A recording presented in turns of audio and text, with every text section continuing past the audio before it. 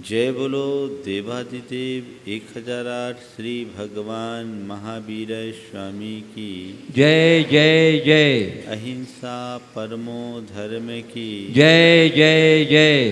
परम पूज आचार्य गुरुवर श्री विद्यासागर जी महाराज की जय जय जय। परम पूज्य 108 मुनिवर श्री प्रमाण सागर जी मुनि महाराज की जय जय जय। परम पूज्य मुनि श्री विराट सागर जी मुनि महाराज की जय जय जय। प्रभु वंदना में लीन आचार्य मानतुंग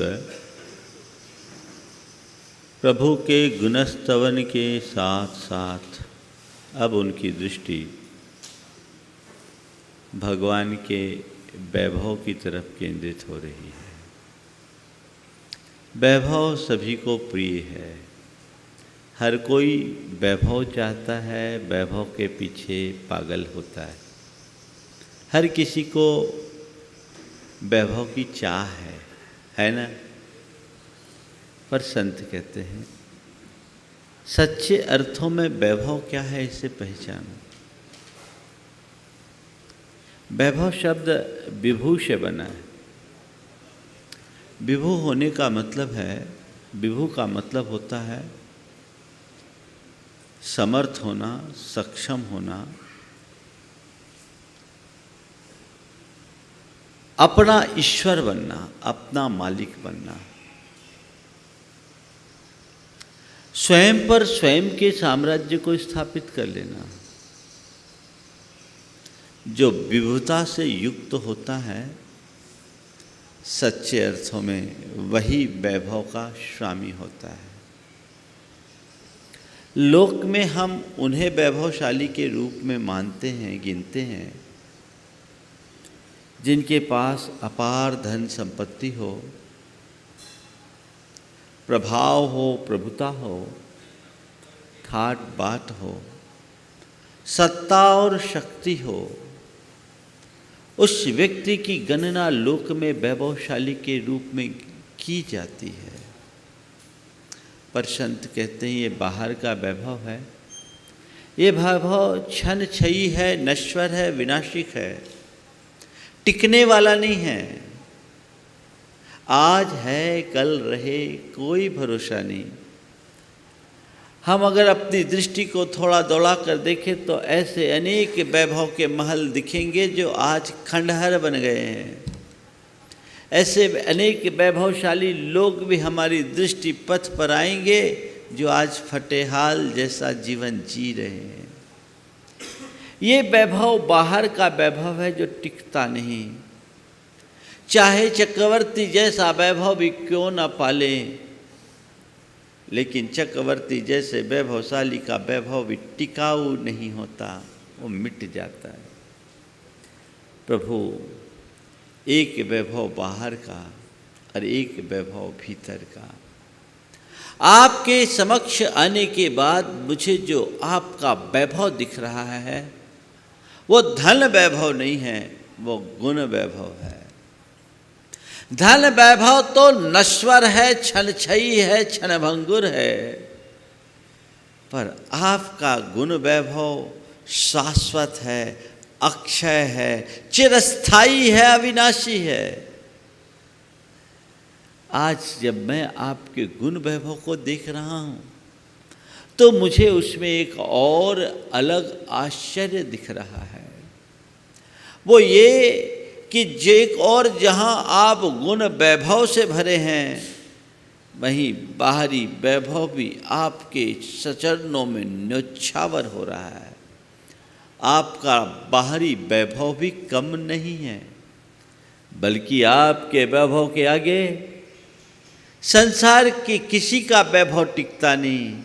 सच्चे अर्थों में देखें तो इस लोक के जितने भी वैभवशाली लोग हैं वे सब आपके चरणों में आकर नतमस्तक होते हैं। लोक के सभी वैभवशाली लोग आपके श्री चरणों में आकर नतमस्तक होते हैं। आपके चरणों में ऊर्ध्वलोक में स्वर्ग का इंद्र अपना शीश नवाता है। तो पाताल लोक में रहने वाले नागेंद्र भी आपके चरणों में अपने आप को वारते हैं। तो इस मध्य लोक के नरेंद्र भी आपके चरण चंचरीक बनकर अपने आप को कृतार्थ महसूस करते हैं। आपकी इस वैभव को देखकर हमारा मन अभिभूत है। ऐसा वैभव जिसकी किसी से तुलना न की जा सके। आपका भीतरी वैभव तो शाश्वत है ही, बाहरी वैभव भी सभी को अचंभित कर लेने वाला है। मैं आपकी इस बाह्य वैभव को देखकर पहले तो अचंभित हुआ और बाद में अभिभूत हो गया कि धन्य है ऐसा वैभव। और एक विशेषता मैंने देखी कि सारा वैभव आपके चरणों में न्योछावर हो रहा है, पर आप उस वैभव से अलिप्त हो, उनकी तरफ देखते भी नहीं। अपूर्व है आपका वैभव, और हो भी क्यों नहीं, क्योंकि आप ही अपूर्व हो। जो स्वयं अपूर्व हैं उनका वैभव भी अपूर्व होगा ही होगा। प्रभु, आज मैं देख रहा हूँ आपके चारों ओर प्रातिहार्य हैं, अष्ट प्रातिहार्य। उन प्रातिहार्यों के मध्य आपकी छवि कुछ और ही दिख रही है। ऐसी अद्भुत छवि जो हम सबको एक अलग आध्यात्मिक प्रेरणा देती है। आपके 8 प्रातिहार्य, तीर्थंकर परमात्मा के जो प्रातिहार्य होते हैं, प्रातिहार्य तीर्थंकरों के महिमा बोधक चिन्ह के रूप में जाने जाते हैं। प्रातिहार्य शब्द प्रतिहार से बना है। प्रतिहार जो राजा महाराजाओं के यहाँ किंकरों की तरह रहते थे उनको बोलते हैं प्रतिहार। हर राजा महाराजा के दरबार में 2-4 सचेतन प्रतिहारी होते हैं जो उनके सेवक के रूप में कार्य करते हैं। लेकिन भगवान आपके ये 8 प्रातिहार्य हैं जो हमेशा आपके साथ बने रहते हैं और आपके भीतर की महिमा को प्रकट करते हैं, आपकी महिमा को दर्शाते हैं। और इनकी रचना भक्तिवश देवगण आकर के करते हैं। वो 8 प्रातिहार्य है और वो प्रातिहार हम सब के लिए आश्चर्य का भी कारण बन रही है और हमारे जीवन के दुख के निवारण में भी सहायक बन रहे हैं। भगवान के उस स्वरूप को देखकर आचार्य मानतुंग, जो भगवान के 8 प्रातिहार्य हैं, अशोक वृक्ष, दिव्य सिंहासन, दिव्य चमर, 3 छत्र, भामंडल, पुष्पवर्षा, देवदुंदुभि और दिव्य ध्वनि, ये 8 प्रातिहार्य हैं। इन्हीं 8 प्रातिहार्यों की चर्चा आगे के छंदों में कर रहे हैं। सबसे पहले आचार्य मानतुंग का ध्यान भगवान के मस्तक पर स्थित अशोक वृक्ष पर केंद्रित होता है, तो उनके मुख से जो कुछ निकलता है उसे हम दोहरा रहे हैं। उच्चैरशोक तरु संसृत मुन्मयूख,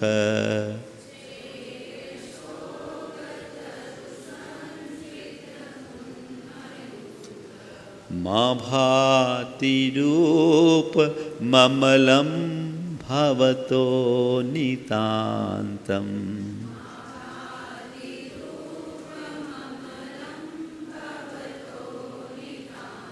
स्पष्टोल्लसत् किरणमस्ततमोबितानम्,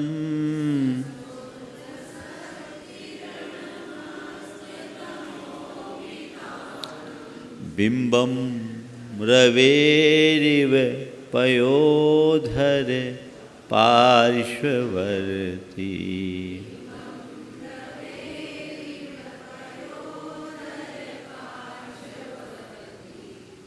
पहले इस छंद का अर्थ जाने, फिर हम भगवान के अशोक वृक्ष प्रातिहार्य की महिमा जानेंगे और उसके प्रयोग की बात करेंगे। उच्चैः अशोक तरु संसृतम, भगवान बैठे हैं, कहाँ बैठे हैं? उच्चैः, बहुत ऊंचे, अशोक तरु, अशोक वृक्ष के नीचे संस्थित स्थित उन मयूखम जिसकी किरणें ऊपर की ओर बढ़ रही है,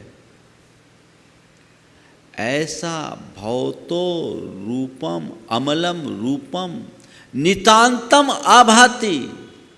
भवतः आपका अमल यह निर्मल रूप नितांत खूब ज़्यादा अतीव आभाति शोभास्पद लग रहा है, बड़ा सुंदर लग रहा है, आपका रूप निखर रहा है। हे प्रभु, आपका निर्मल रूप बड़ा निखर रहा है, अतीव सुंदर लग रहा है, बहुत शोभायमान है। कैसा रूप? ऊंचे पूरे अशोक वृक्ष के नीचे स्थित जिसकी किरणें ऊपर की ओर निकल रही, उन मयूखम, मयूख का अर्थ होता है किरण, ऊपर जिसकी किरणें निकल रही है। केवल शब्दों का अर्थ अभी जानिए, फिर अभी आपको इसका और विशेष भाव बताऊंगा। तो उच्चई रशोक तरु संसृतम, उच्चई यानी ऊंचे, अशोक तरु के संसृत यानी नीचे स्थित विराजमान। भवतो अमलम रूपम, आपका निर्मल रूप कैसा? उन मयूखम, ऊपर की ओर जिसकी किरणें निकल रही है, नितांतम आभाति, खूबसूरत लग रहा है, बड़ा आकर्षक, बड़ा मनोहर, बड़ा शोभास्पद लग रहा है, उसकी छटाई अलग है। कैसा लग रहा है? स्पष्ट उल्लसत किरण मस्त तमो बितानम, जिसकी किरणें स्पष्ट रूप से चारों तरफ फैल रही है। अस्त तमो बितानम, जिसने तम यानी अंधकार के, बितान यानी विस्तार को अस्त कर दिया यानी नष्ट कर दिया, जिसने अंधेरे को दूर भगा दिया है, जिसकी किरणें स्पष्ट रूप से उल्लसित हो रही यानी फैल रही है। ऐसे पयोधर पार्श्ववर्ती बादलों के ओट में छिपे रवे बिंबम इव, सूरज के बिंब की तरह। रवे यानी सूरज के, बिंबम यानी बिंब की, इव यानी तरह। हे प्रभु, आपको जब मैं अशोक वृक्ष के नीचे बैठा देख रहा हूँ तो कैसा फील हो रहा है? पहले भाव लीजिए, फिर बात करता हूँ। अशोक वृक्ष के नीचे बैठा देखने पर मुझे कैसा लग रहा है? ऐसा लग रहा है मानो सूरज की, बादलों की ओट में छिपे सूरज की किरणें चारों तरफ फैल रही है।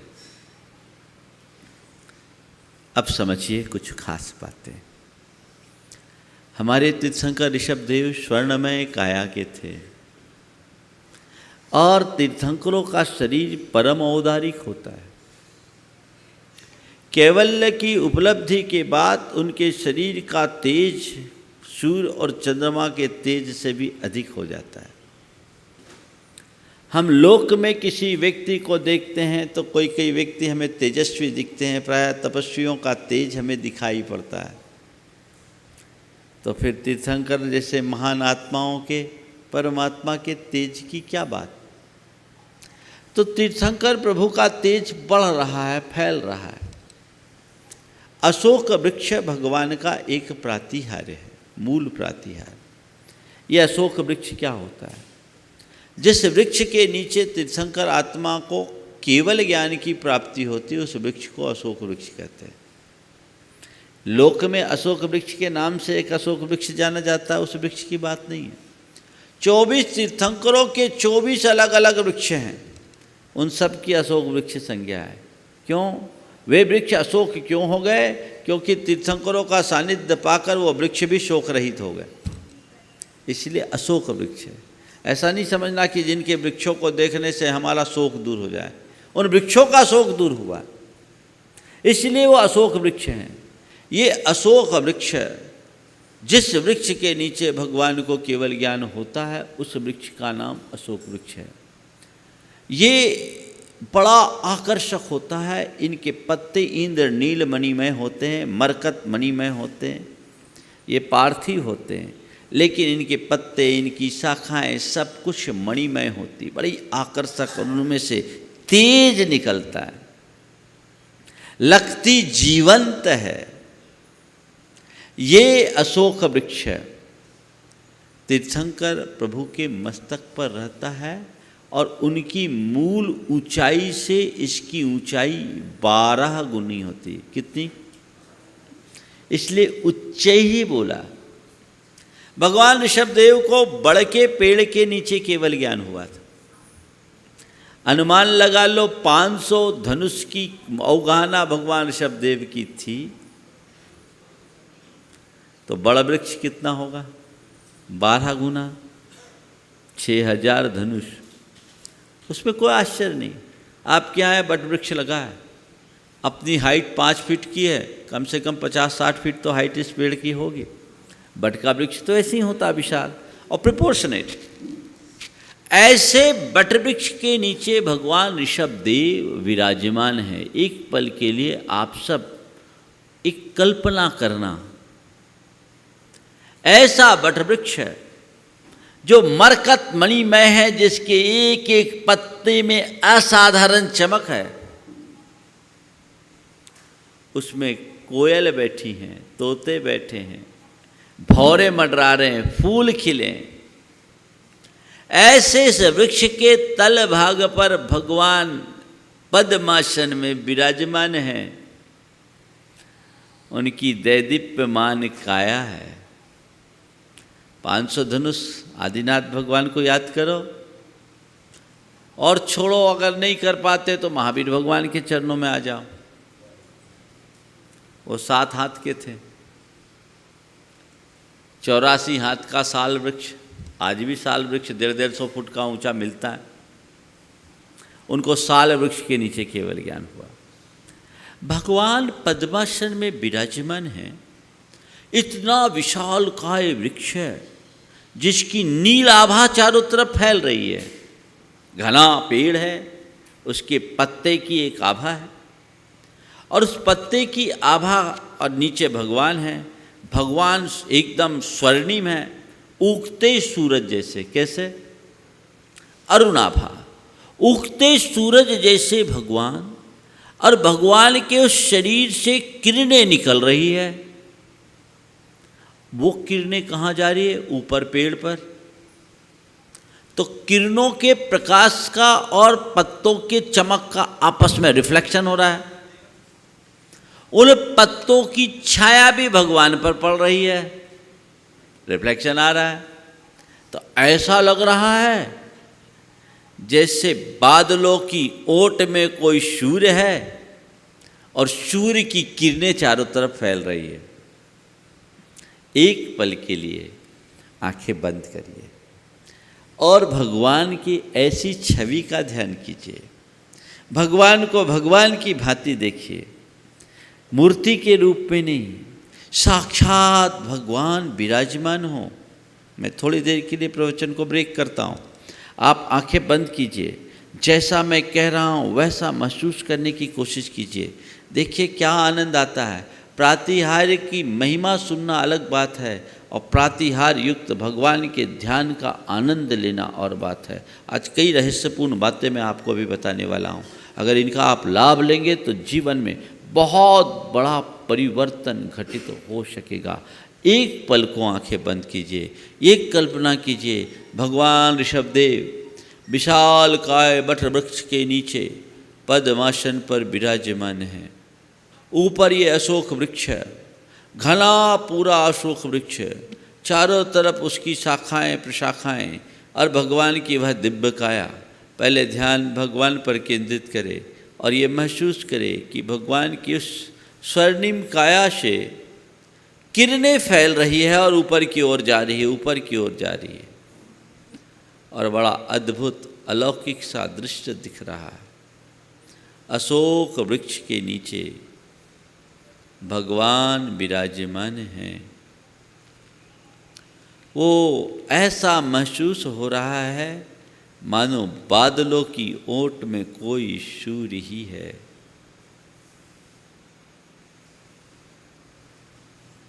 कुछ पल के लिए अपना ध्यान केंद्रित कीजिए।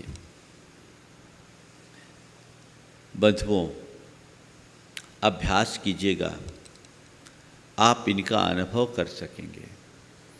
हमारे शास्त्रों में तीर्थंकरों के प्रातिहार्य सहित ध्यान को रूपस्थ ध्यान की संज्ञा दी है।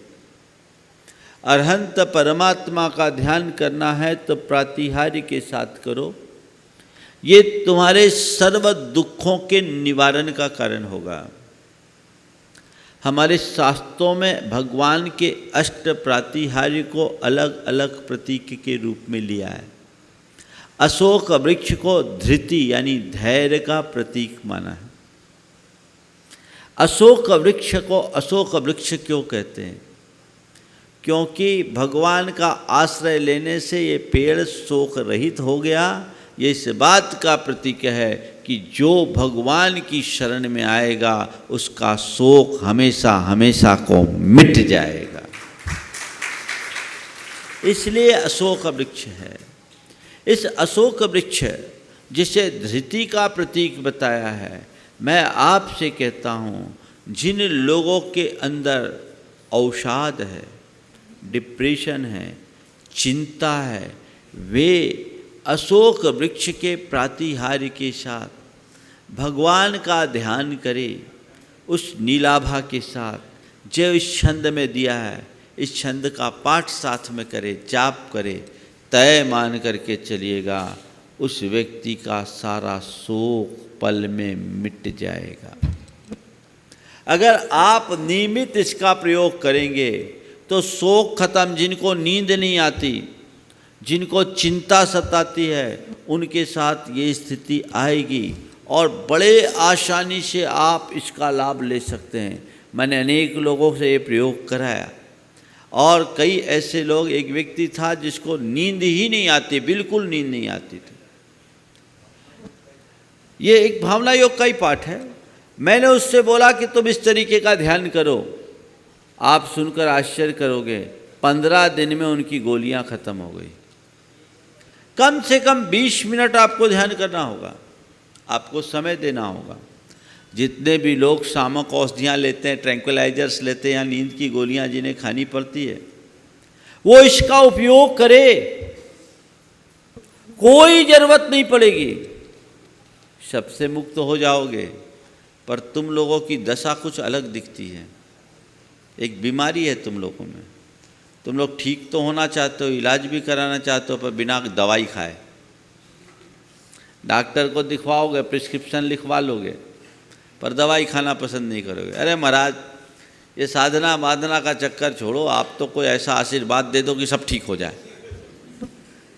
बंधुओं, ऐसी कोई जादू की छड़ी नहीं है जो तुम पर घुमाए और तुम बदल गए। तुम्हारी जो कमजोरी है, तुम्हारी जो दुर्बलता है, उसे दूर करने के लिए तुम्हें खुद प्रयास करना होगा। ये एक आलम्बन है, ये प्रयोग सिद्ध बातें हैं। विज्ञान ने आज इस बात को साबित कर दिया कि ध्यान के बदौलत हम अपने जीवन में बहुत बड़ा परिवर्तन ला सकते हैं। आप ध्यान कीजिए अशोक वृक्ष का, बड़ा परिवर्तन होगा।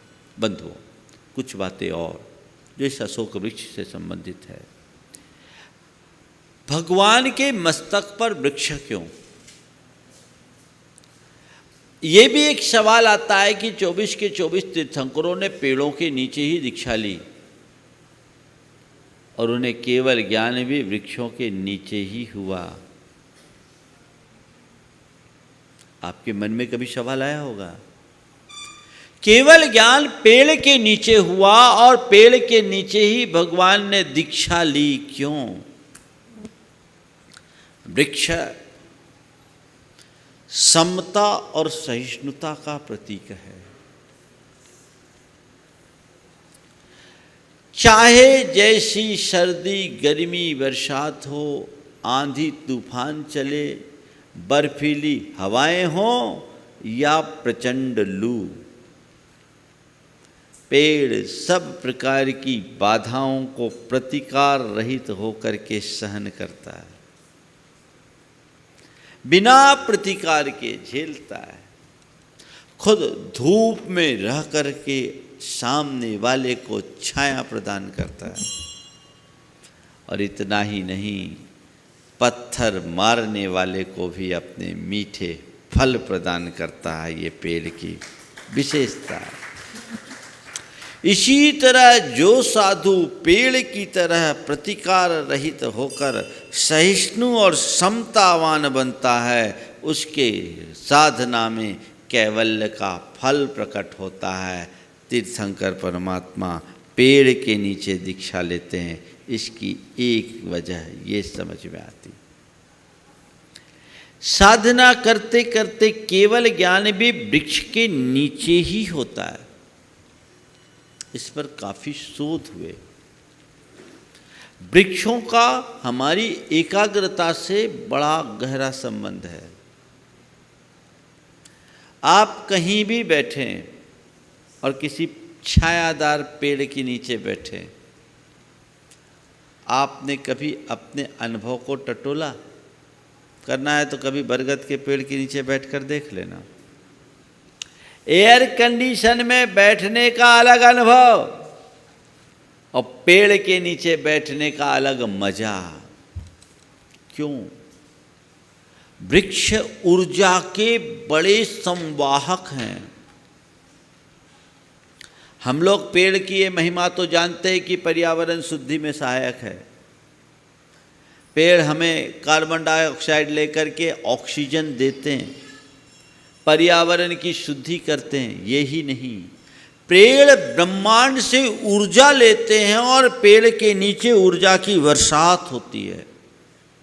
उनसे हमारी नकारात्मकता खत्म होती है, सकारात्मकता बढ़ती है। वो हमारी एकाग्रता की भी अभिवृद्धि करता है। इसलिए तीर्थंकर परमात्मा पेड़ के नीचे ही ध्यान करते तो केवल ज्ञान होता है। एक प्रयोग हुआ।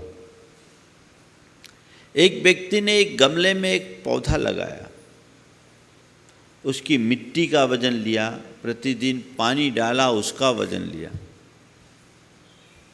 पेड़ करीब 5 फुट का हो गया। इसके बाद उसने पानी डालना बंद कर दिया। मिट्टी पूरी तरह सूख गई। पानी बिल्कुल नहीं, मिट्टी ड्राई हो गई। पेड़ पौधा बन गया, बड़ा हो गया। बाद में वजन लिया 6 महीने के अंतराल से, तो पेड़ का वजन 2.5 किलो बढ़ गया। सवाल ये वजन कहाँ से आया? ये वजन कहाँ से आया? होना तो उतनी चाहिए। पानी सूख गया तो मिट्टी का जितना वजन है उतना ही रहना चाहिए। पेड़ जितना उतना ही, लेकिन पेड़ ये बढ़ा, पेड़ का वजन बढ़ा। किसके बदौलत? पेड़ ने ब्रह्मांड से ऊर्जा लिया, इसलिए बढ़ा। पेड़ में फल लगते हैं, फल कहाँ से आते हैं?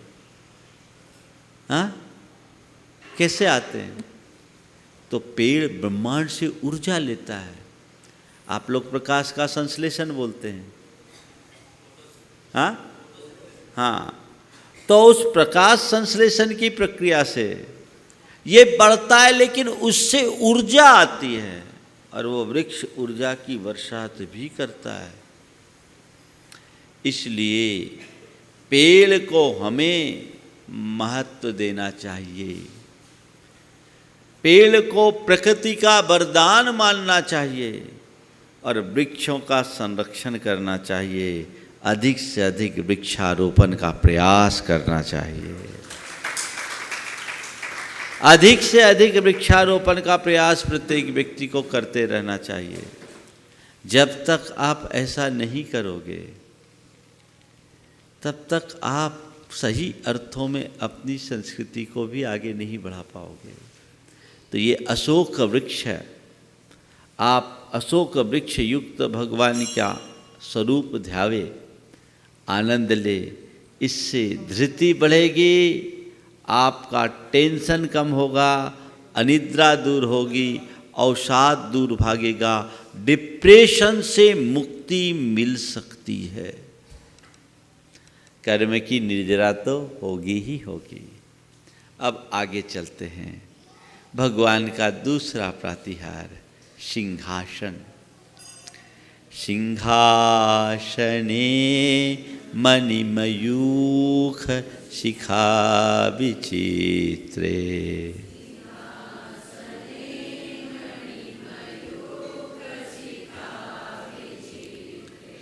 बिभ्राजते तव वपुः कनकावदातम्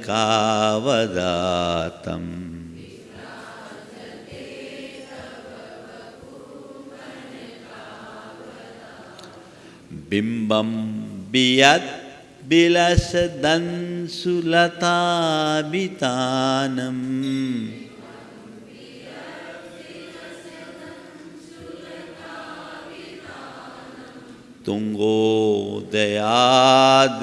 तुंगोदयाद्रिशिरशिव सहस्ररश्मि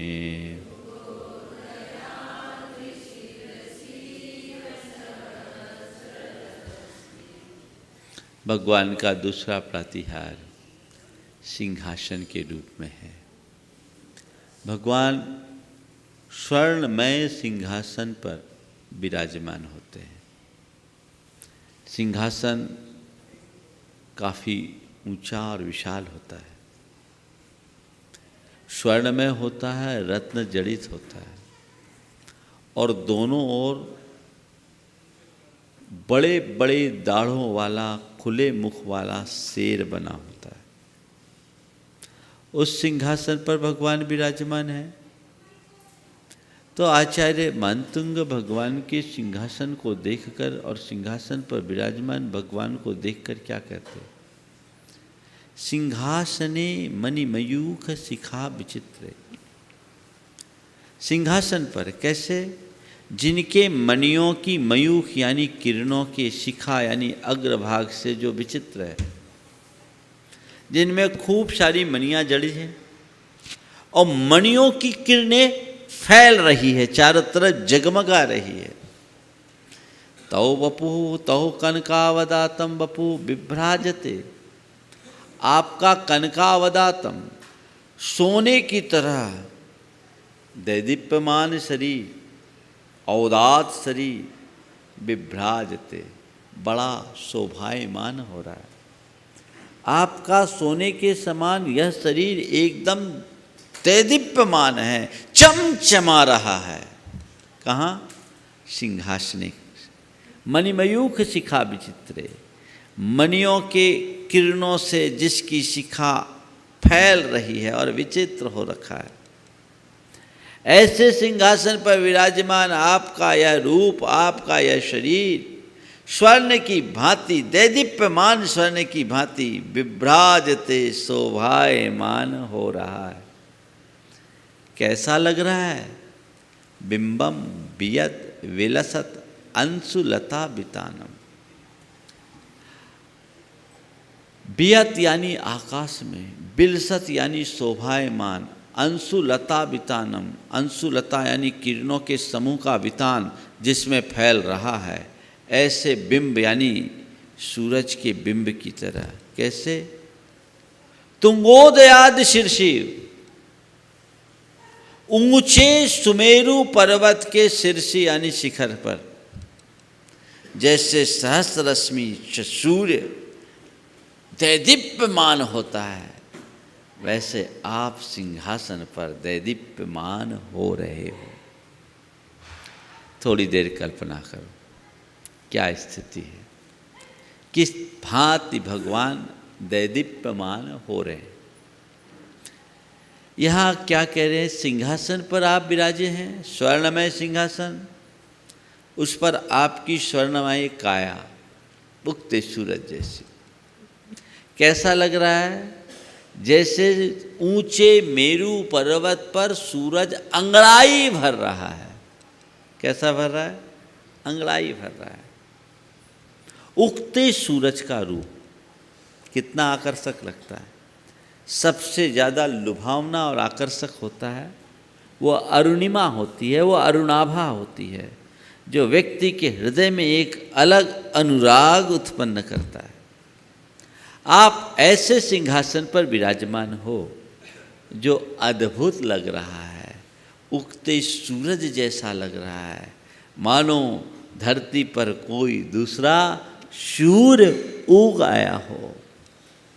एक पल आँख बंद करें, अपने आँखों के सामने वो सिंहासन और सिंहासन पर विराजमान भगवान को हम ध्यान में लें और फिर आगे की चर्चा।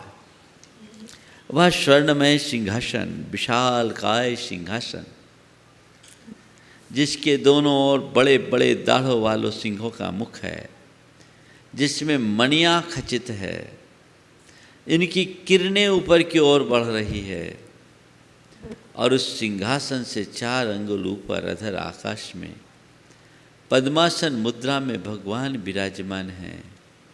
ये ऊंचे सिंहासन को देखकर ऐसा लग रहा है मानो सुमेरु पर्वत है और उस सुमेरु पर्वत के ऊपर ठीक उगते सूरज की तरह भगवान की छवि दिख रही। वो भगवान की स्वर्णमय काया उगते सूरज जैसी प्रतीत हो रही है। बड़ा अद्भुत लग रहा है, महसूस करने की कोशिश कीजिए। यह सिंहासन प्रातिहार्य ऊर्जा, स्फूर्ति और शक्ति का प्रतीक है। जिनके अंदर आलस होता है, जिनके अंदर स्फूर्ति नहीं है, उत्साह का अभाव है, वो सिंहासन प्रातिहार युक्त भगवान का ध्यान करे। आपके अंदर अपूर्व उत्साह का संचार होगा। अरुणाभा रक्तवर्ण होता है, ये हमें ऊर्जावान बनाता है, स्फूर्ति देता है, ताजगी देता है। सूरज उगने के बाद दिन होता है, सबके अंदर ऊर्जा आती। आप ऐसा ध्यान करें भगवान का, आपके अंदर एक अलग प्रकार की स्फूर्ति और ताजगी होगी। सन 2015 में जब मैंने जयपुर में इस विषय पर प्रवचन किया, भक्तांबर पर जयपुर में प्रवचन हुआ था, एक सज्जन अपने बेटे को लेकर के आए। बोले महाराज ये ज़्यादातर सोए रहता है, 9 बजे के पहले तो उठता नहीं और दिन में भी चाहे जब सो जाता है। मैंने अपने प्रवचन में बोला था, उन्हें लेकर आ गए। मैंने कहा तुम ये प्रयोग करो और 100% परिणाम आएगा। हालांकि उससे पहले कोई प्रयोग मैंने नहीं कराया था, लेकिन मुझे विश्वास था, भरोसा था। मैंने कहा ये प्रयोग करो, 100% आराम आएगा। आप सुनकर के ताज्जुब करोगे। उसने प्रयोग किया, 1.5 महीने में ही उसकी आदत बदल गई। अब रोज़ सुबह 5 बजे उठता है और भगवान का अभिषेक पूजन करता है। दिनचर्या ही बदल गई। उसने आके बोला महाराज चमत्कार हो गया। हमने बोला भैया मैं किसी चमत्कार पर विश्वास नहीं करता, ये चमत्कार है तुम्हारी साधना का। आप लोग बड़े ऊपर के चमत्कारों पर भरोसा करते हो। चैतन्य चमत्कार को घटित करो, अपनी साधना को बढ़ाओ, तुम सब कुछ पालोगे। तुम्हारे पास अपार भंडार है, केवल उसे उद्घाटित करने की कला सीखनी है। तुम्हारी सारी भौतिक, मानसिक और आधि भौतिक समस्याओं का हल तुम्हारे भीतर छिपा हुआ है, लेकिन तुम उसे जानते नहीं, पहचानते नहीं, जानने पहचानने की कोशिश नहीं करते और थोड़ी थोड़ी सी समस्याएं आने पर दर दर के भिखारी बन जाते हो। और हमारे देश में तो आजकल बहुत ऐसा चल रहा है, दुनिया में ही चल रहा है। कोई भी बात होती है तो लोग तरह तरह के ढर्रे अपनाना शुरू कर देते हैं, और ढेर सारे बाबाओं ने इस तरह की दुकानें खोल रखी हैं जो इन चमत्कारों को महिमा मंडित करके प्रस्तुत करते हैं। और ये भी बात सही है, महिमा मंडन न करे तो उनकी दुकान में जाएगा कौन। और ऐसों के पास तुम कभी भी जाओगे तो तुम्हें वो इसी भाषा में बताएंगे जिससे तुम उनके बंधन में बंधे रहो। ध्यान रखना, ये जितने भी टोने टोटके मंत्र तंत्र वाले लोग हैं, वे तुम्हें कभी अपने पैरों पर खड़े होने की कला नहीं सिखाएंगे। वो जब भी बताएंगे तो कहेंगे मेरी बैसाखियों के सहारे चलो, ताकि जिंदगी भर तुम मेरी शरण में आओ। अध्यात्म कहता है तुम्हें किसी की बैसाखी का आलम्बन लेने की जरूरत नहीं है। तुम में इतनी क्षमता है अपने पाँवों पर खड़े होने की, अपने पाँवों के सहारे चलने की, अपने पाँवों के सहारे दौड़ने की। अपने पैरों को मजबूत बनाओ, अपने पुरुषार्थ के बल पर सब कुछ अर्जित करो। वो अगर घट गया तो जीवन का काया पलट है। लोग इन सब बातों को ध्यान नहीं देते। एक बार एक सज्जन मेरे पास आए और उन्होंने कहा, महाराज आपके क्या चमत्कार है, आपके क्या चमत्कार है। मैंने कहा भैया कौन से चमत्कार की बात करते हो। महाराज हमने सुना साधु महात्मा बड़े चमत्कारी होते हैं। हमने कहा होते हैं। बोले क्या चमत्कार है। बोले सबसे बड़ा चमत्कार तो यही है कि हम अपने जीवन को रोज़ चमका रहे हैं, यही चमत्कार है। अपने जीवन को ठीक करना ही, इससे बड़ा चमत्कार क्या होगा। तुम जिस बाहरी चमत्कार की बात करते हो, मैं उसमें रंच मात्र भरोसा नहीं करता। भीतर के चमत्कार को पहचानो। एक बार एक व्यक्ति आया मेरे पास, बोले महाराज एक महाराज हैं, मैं पश्चिम बंगाल में था, सन 2006 की बात है, धुलियान में था। एक युवक आया और उसने कहा महाराज एक महाराज हैं जो नारियल से हीरा निकाल देते हैं, आपको भी कोई चमत्कार है क्या, आपके पास भी कोई चमत्कार है। नारियल के भीतर से हीरा निकाल देते। मैंने कहा भैया वैसा चमत्कार तो मैं जानता नहीं, मेरे गुरु ने मुझे ऐसा कुछ सिखाया नहीं, ना मैं उस पर विश्वास रखता हूँ। पर मैं इतनी बात जानता हूँ कि जब मैं स्कूल में पढ़ता था तो मेरे स्कूल के पास ही कचहरी थी, और दोपहर में जब रिशिश होती थी, आधी छुट्टी होती थी, तो आधी छुट्टी में हम कचहरी चले जाते थे। वहाँ मदारी लोग जादू दिखाते थे। अब जादू देखने का शौक़ था, जादू देखते थे। देखते ये थे कि वे मदारी लोग 10 के नोट को 20 का बना देते थे। अपने जादू से 10-10 के नोट को क्या कर देते थे, 20-20 का नोट बना देते थे। 10 का नोट सबके देखते देखते 20 का हो जाता था, और जब उनका जादू खत्म होता तो वही मदारी 10-10 पैसे के लिए हाथ फैलाता था। बात समझ में आ रही है। अरे भाई जब तुम 10 का 20 करने में समर्थ हो तो 10 पैसे के लिए हाथ क्यों फैला रहे हो। अगर तुम नारियल से हीरा निकालने में सक्षम हो तो हीरे वालों के फेर में क्यों पड़े हो। उसकी क्या जरूरत। इतनी सी समझ तुम्हारे भीतर अगर जाग गई तो तुम कभी किसी अंधविश्वास के चक्कर में नहीं पड़ोगे। मनुष्य का मनोबल बड़ा कमजोर है, और अपने इसी कमजोर मनोबल के कारण वो जीवन में जो कुछ भी घटित करना चाहिए वो नहीं कर पाता। आप इसका उपयोग करें।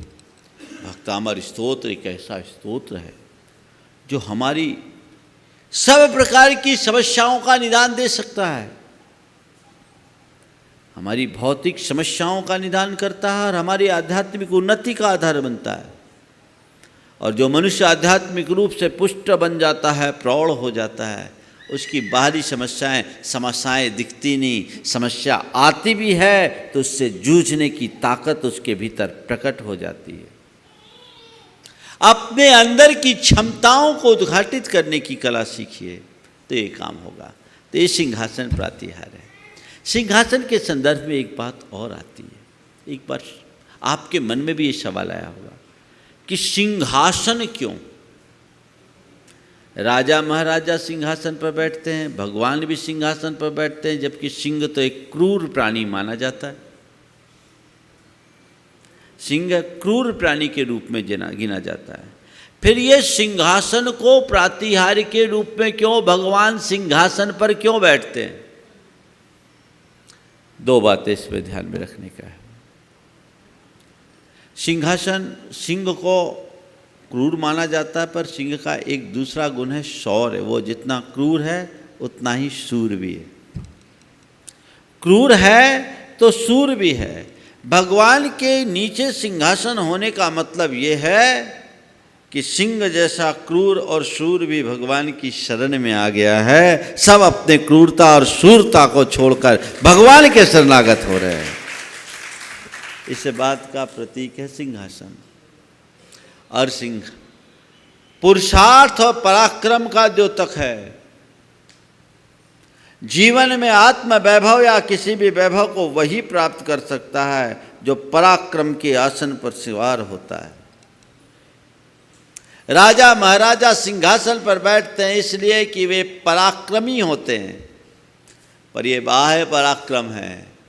भीतरी पराक्रम जब तक नहीं होगा तब तक हम अपने कैवल्य को प्राप्त नहीं कर सकते, अपने भीतरी साम्राज्य को प्राप्त नहीं कर सकते। तो भीतरी साम्राज्य को प्राप्त करने के लिए सिंहासन का प्रयोग है, वो एक प्रतीक है। आदि पुराण में जब मैं पढ़ा, कई जगह आजकल वास्तु वाले सिंहासन को लेकर के कई बातें कर देते हैं। जब मैं लाडनू गया, लाडनू में द्वार पर सिंह बने तो उनके मुंह में बॉल लगा दिए थे। मुंह में क्या, खुले डाढ़ों वाला शेर था, बॉल लगा दिया। देखा, बोले वे सिंह के मुंह में बॉल क्या? बोले महाराज कोई वास्तु वाला आया था, उसने बोला खुला मुंह सिंह का अशुभ होता है, तो मुंह में बॉल लगा दिया। ठीक है, उस समय मैंने विशेष ध्यान नहीं दिया। पर जब चूंकि गुणायतन में सिंहासन प्रतिहार्य का पूरा वर्णन है, 8 प्रातिहार्य का वर्णन है, तो मैंने इनको जो बारीकी से देखा और पूरे आगम में जहाँ जहाँ सिंहासन का वर्णन आया वहाँ देखा, तो देखकर मैं आश्चर्यचकित हो गया। बड़े स्पष्ट शब्दों में लिखा है कि बड़े बड़े दाढ़ों वाले सिंह के आसन पर भगवान विराजमान होते हैं। दाढ़ जिसके खुले हों। तो ये सब बड़ी फिजूल की बातें हैं। अरे सिंह का पराक्रम तो तभी होता है जब मुंह खुला है, और मुंह खुला और उसके बाद भी किसी पर वार नहीं कर रहा है। यही तो भगवान का प्रताप है, जिसका प्रतीक यहाँ बताया। तो सिंहासन को इसका प्रतीक मानना वो शक्ति का प्रतीक है। भगवान उसी के रूप में विराजमान होते हैं। ऐसे सिंहासन पर विराजमान हम भगवान को यहाँ नमन करें। इस रूप में भगवान की तरफ हमारी दृष्टि जाए तो हम अपने अंदर एक अतिरिक्त विशुद्धि को जगा सकते हैं और अपने जीवन को परिपूर्णता प्रदान कर सकते हैं। तो ये पुरुषार्थ और पराक्रम का द्योतक है सिंहासन। एक बात और देखने में आई, कहीं पर भी आगम में भगवान को समोसरण में कमलासन पर नहीं बिठाया। ये कमलासन कैसे चल गया, ये आश्चर्य है। भगवान का आसन सिंहासन है, प्रातिहार सिंहासन है। सिंहासन के ऊपर कमल का कोई शास्त्रीय विधान नहीं। बिहार के समय भगवान के चरणों में कमल होता है, धर्मोपदेश के समय में कमल नहीं होता। सिंहासन होता है और भगवान उससे 4 अंगुल ऊपर अधर आकाश में विराजमान होते हैं। ये बात विशेष ध्यान रखने की है। तो इस प्रकार आज 2 प्रातिहार्य की मैंने बात की। बंधुओं, प्रातिहार हमारे मूल है, 8 प्रातिहार, इसको हम उपयोग में ले तो बहुत लाभ होगा। मैं आप सबसे कहना चाहूँगा, आप तो इसका लाभ ले ही रहे हैं। ये लगभग 4 दिन में 8 प्रातिहार्य पूरे होंगे। आप अधिक से अधिक लोगों को इसकी जानकारी दें कि इन प्रातिहार्यों के विवेचनों को ठीक तरीके से सुने, समझे और इसका लाभ लें। जितने लोग आप लाभ ले रहे हैं, भक्त अमर के लिए लोग मुझसे आके कहते हैं महाराज एक अलग व्याख्या आपके मुख से सुनने आ रही है। तो भैया स्वार्थी क्यों बनते हो, इसको अलग अलग लोगों तक पहुंचाओ ताकि जो नहीं सुन पा रहे हैं वे भी सुन ले और अपने जीवन में कुछ स्थायी लाभ ले सके, तो हम बहुत बड़ी उपलब्धि हासिल कर सकेंगे। यहीं पर विराम। बोलिए परम पूज्य आचार्य गुरुवर श्री विद्यासागर जी महाराज।